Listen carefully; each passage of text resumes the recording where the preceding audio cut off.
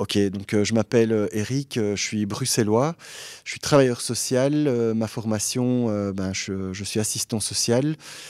J'ai une pratique dans le champ des addictions qui a plus de 20 ans aujourd'hui. Je suis directeur des projets à la SBL Lama, qui est un centre psychomédico-social qui accompagne des personnes avec des problèmes de dépendance. Et je suis également professeur de travail social à la Haute École Louvain en Hainaut depuis une quinzaine d'années, où j'enseigne le travail social à des travailleurs sociaux.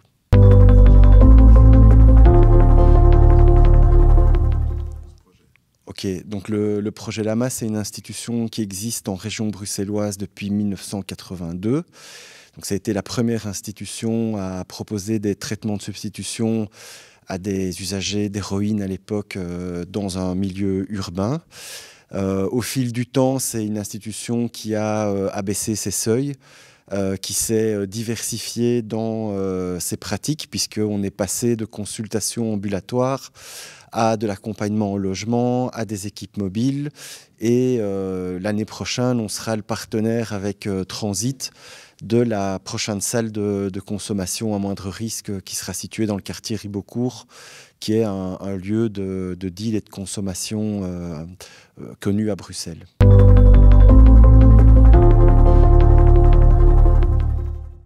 Alors, c'est vrai que pour l'instant, la région bruxelloise est traversée par des violences liées au trafic, liées à un marché des drogues qui est violent, non régulé, où se mêlent intermédiaires, trafiquants internationaux.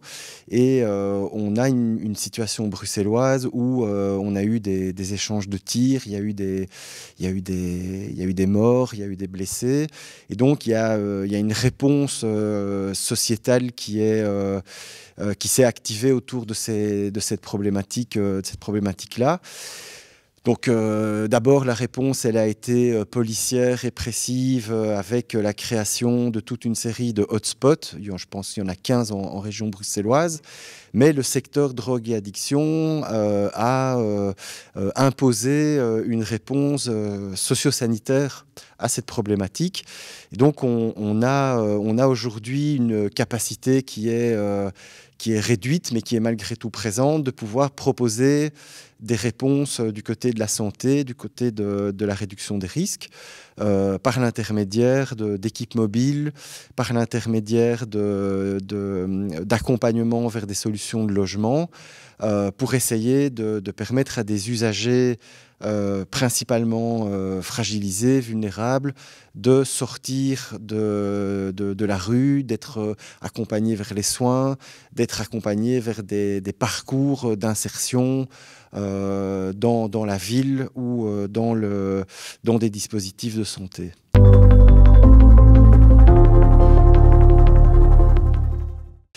Alors, les hotspots, ils ont des effets, à mon avis, qui sont des effets efficaces du point de vue policier.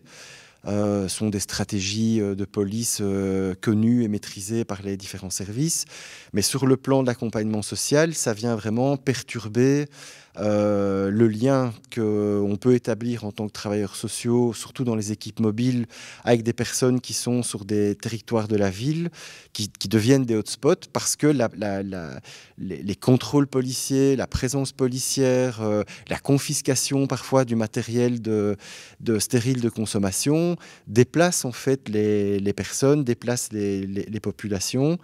Ce qui entraîne des ruptures de liens, ce qui entraîne aussi de la défiance. Donc il y a tout un travail de confiance qui est fait et de lien qui est fait entre les travailleurs mobiles et ces personnes.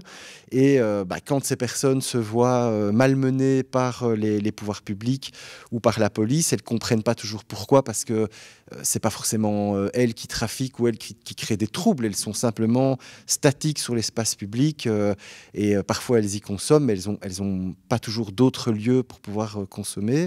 Elles se sentent mises au banc, éloignées, écartées, indésirables en fait aux yeux de la société, et on prend parfois beaucoup de temps à les retrouver dans la ville. Donc on doit vraiment pouvoir construire avec une politique de la ville qui accompagne en fait des mesures comme celle-là avec de l'hébergement, avec des solutions de logement, avec une réflexion aussi du côté du social, de la santé et de l'insertion.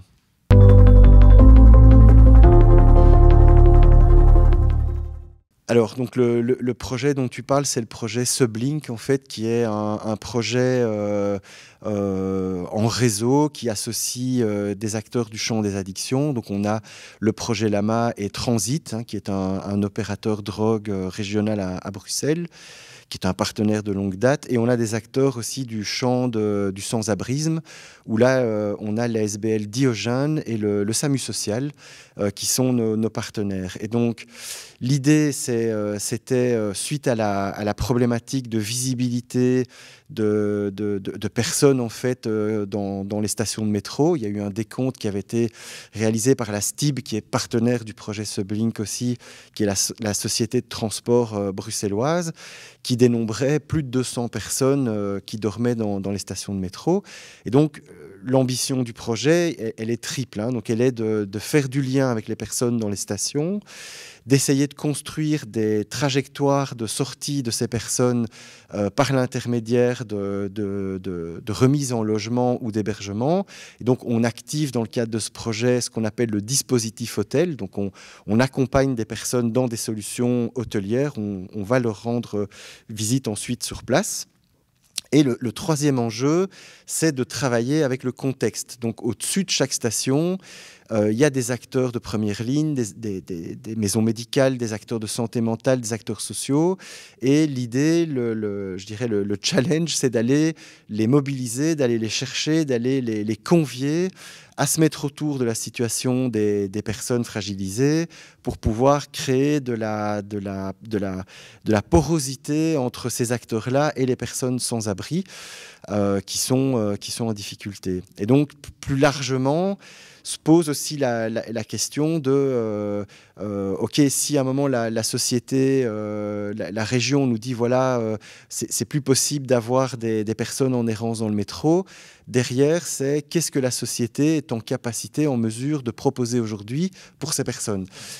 Clairement, on a à Bruxelles des enjeux du côté de l'hébergement, du logement, d'avoir des espaces de resocialisation, des espaces de consommation aussi sécurisés qui doivent répondre à des réalités de terrain. Et donc, on a besoin d'une programmation ambitieuse qu'on va devoir déployer dans une prochaine législature, puisqu'on vient de voter et que le gouvernement n'est à ce stade toujours pas en place, mais il y travaille. Et donc, on espère que dans les semaines, le mois, on va pouvoir avoir une feuille de route qui va nous permettre de travailler autrement.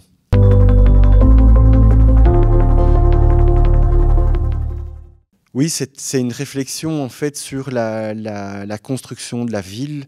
Est-ce que les grandes villes comme Bruxelles, Lausanne, Paris sont des villes qui sont pensées pour être des villes qui soient hospitalières, accueillantes, ouvertes à la diversité, ouvertes à la mixité, ou est-ce qu'on est dans un paradigme de la construction de la ville qui est sécuritaire, qui est articulé sur du contrôle de l'espace public, hein. Donc on a des villes qui se dotent de caméras, de grillages, où on voit bien que le mobilier urbain est aussi pensé pour qu'il n'y ait pas de stationnement de personnes. Et donc, on a une construction souvent de la ville qui met au banc, quelque part, les personnes qui sont en situation d'errance, avec toute la question de l'hypermobilité des villes. Donc, ce qui est immobile, statique, devient suspect, sujet à préoccupation ou à critique. Et par contre, ce qui bouge, ce qui est dans le flux est associé à l'activité, à la productivité. Et ça pose pas du tout de problème ou de question. Et donc, Nous, ce qu'on dit, c'est qu'on doit vraiment avoir une réflexion sur une politique de la ville qui tienne compte des besoins sociaux et des besoins de santé de cette ville. Il faut une réflexion écologique sur la ville, il faut une réflexion sociale sur la construction des villes, où on doit construire les espaces en fait qui sont des espaces communs dans lesquels on fait société avec tout le monde. Et donc on a souvent des villes aujourd'hui qui deviennent inaccessibles, ou même des populations, on va dire de la classe moyenne, n'y trouvent plus de place et se retrouvent en périphérie. Donc ce qui nous paraît important aujourd'hui en tant qu'acteurs du champ des addictions, mais plus largement en tant que travailleurs sociaux, c'est d'interroger la construction de la ville et de rappeler que la ville est à tout le monde et que la ville doit être inclusive et soutenante pour l'ensemble de ses habitants, qu'ils soient citoyens ou des personnes de passage.